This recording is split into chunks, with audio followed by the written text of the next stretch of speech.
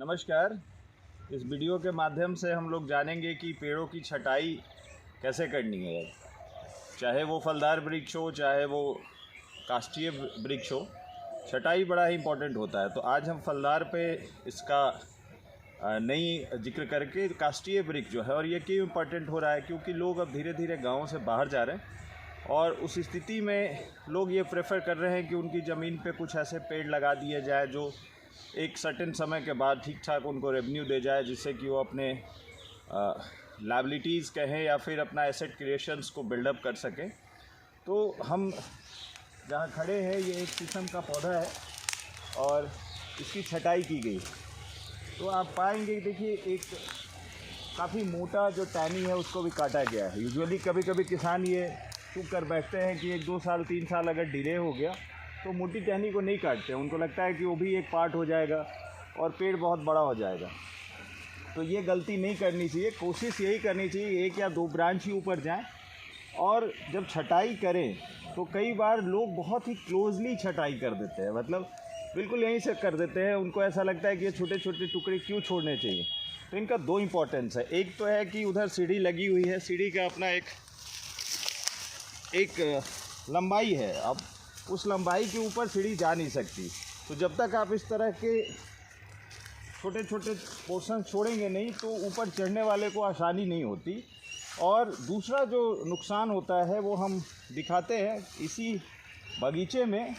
कुछ ऐसे एलिमेंट्स रहे हैं जहाँ पे क्लोजली छटाई कर गई है और उसका क्या दुष्परिणाम होता है वो हम दिखाते हैं। अब ये देखिए, ये जितनी छटाई हुई है सब का सब छोटा ये छोड़ा गया। मतलब ये छोड़ के आप छटाई करते हैं। तो मैंने 2 फ़ायदे तो बताए कि एक चढ़ने में भी आसानी होती, दूसरा क्या है कि धीरे धीरे इसका सड़न होता है। और सड़न रोकने के लिए क्या करना है कि कॉपर ऑक्सीक्लोराइड या फिर जो भी नीला थोथा तूतिया है उसको थोड़ा पानी में घोल के और लगा देना है। अगर वो हम कर देते हैं तो थोड़ा भी सड़न नहीं होगा। और कभी कभी अगर ये चूक हो गई कि आपके छटाई करने वाले ने बिल्कुल क्लोजली पेड़ से सट के इसकी छटाई कर दी है तो वो नीला थोथा लगाना ज़रूरी है। अगर हम नहीं लगा रहे तो फिर परिणाम कुछ इस तरह के आते हैं। आप ये देखिए, अब ये इसकी छटाई बिल्कुल क्लोजली कर दी गई थी। ये करने के कारण क्या हुआ कि कहीं ना कहीं से इंसेक्ट कहें, फंगस कहें, उसका इसके अंदर इन्फेक्शन हो गया। और आज ये भले ही जिस रूप में है, कल के डेट में जब आप प्लान करेंगे कि आपकी लकड़ी बहुत मोटी हो गई है या कमर्शियली बहुत तैयार हो गई है, पता चलेगा कि अंदर में बहुत बड़ा होल निकल जाएगा और लकड़ी का कोई वैल्यू नहीं आएगा। उसके अलावा वो फ्यूचर की बात हो गई। वर्तमान में भी आपको कभी ना कभी कुछ ऐसे प्रॉब्लम्स का सामना करना पड़ता है जहाँ पे अचानक से पेड़ सूख जाएगा। मतलब आप इस उम्मीद पे थे कि पेड़ों की छटाई कर रहा हूँ, उसका केयर कर रहे हैं और अचानक से पेड़ सूख जाएगा। सूखने के पहले वो कुछ इस तरह के सिम्टम्स देगा। जो सिम्टम्स हम देख पा रहे हैं,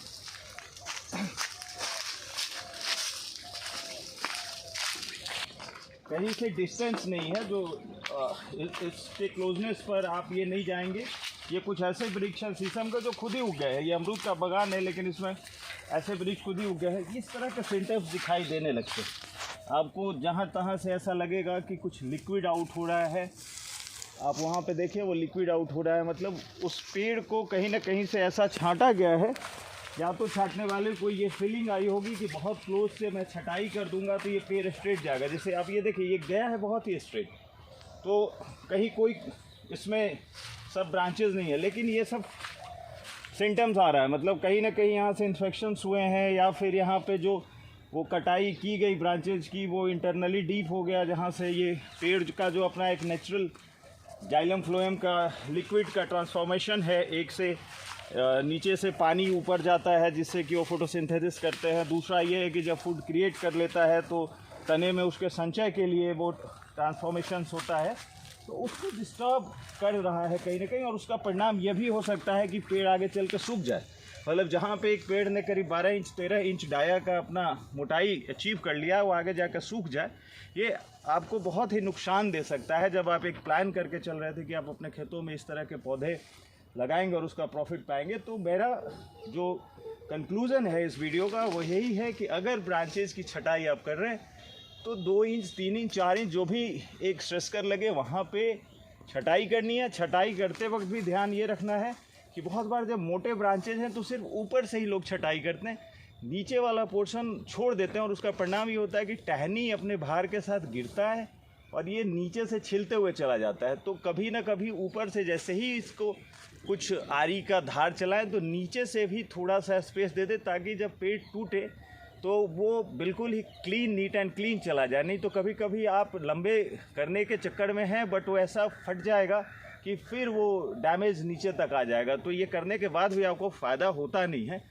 तो सबसे बढ़िया क्या है कि आरी को आप चाहे इलेक्ट्रॉनिकली चलाएं चाहे मैनुअल चलाएं, आजकल इलेक्ट्रॉनिक छटाई भी लोग प्रेफर कर रहे हैं, काफ़ी तेज़ी से वो काट देता है, समय की भी बचत होती है। बट ये मैनुअली भी अगर आप करते हैं तो ऊपर से करने के बाद कोशिश करें कि नीचे से भी थोड़ा सा उसको काट दें, ताकि खासकर इन जैसे ब्रांचेज में ये बहुत फ़ायदा करेगा। ऐसे तो इसकी छटाई जो है थोड़ी सी टांगी से भी हुई है, बट आप देखिए कहीं से ऐसा नहीं हुआ कि एक छिलका या तो अंदर की ओर या बाहर की ओर निकला। ये बिल्कुल नीट एंड क्लीन, मतलब इधर से भी टांगी चला है और इधर से भी टांगी चला है।